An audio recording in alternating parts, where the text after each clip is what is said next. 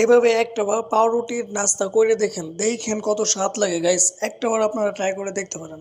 Guys আমার কাছে সবচেয়ে সহজ নাস্তা পদ্ধতি হচ্ছে পাউরুটি দিয়ে নাস্তা করা।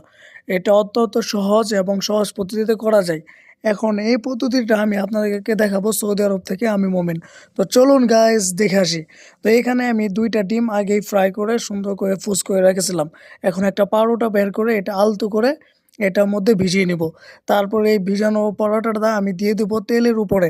তো তেলের উপরে দেখবেন এটা হালকা ফ্রাই হয়ে যাবে এবং ফ্রাই হওয়াতে এটা সুন্দর একটা কালার হবে, যার টেস্ট অনেক সুন্দর এবং অন্যরকম গাইস।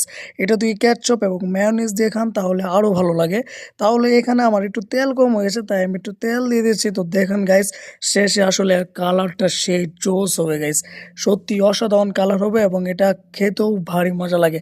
তো সৌদি আরবে যেহেতু কাজ করি এটা হচ্ছে অন্যতম নাস্তা এবং ফ্রি টাইম পেলেই আমি এটা করি, নাস্তা এটা দিয়ে করে নেই, খুব সহজে এটা করা যায়। তো গাইস দেখতে পাচ্ছেন ডিমগুলা পোচ কত সুন্দর হয়ে যাচ্ছে, এটা উল্টালে দেখতে পারবেন এটা আলো খুব সুন্দর হয়ে ভাজা হচ্ছে। তো ভাজা হয়ে গেলেই ক্যাটসআপ দিয়ে খেয়ে নেবো এবং সেই স্বাদ লাগে এটা গাইস। সৌদি আরবে যারা থাকেন তারা ট্রাই করবেন, আসলে এই পদ্ধতিতে নাস্তা করা খুব ভালো লাগবে ইনশাল্লাহ। ভিডিওটা ভালো লাগলে অবশ্যই লাইক করে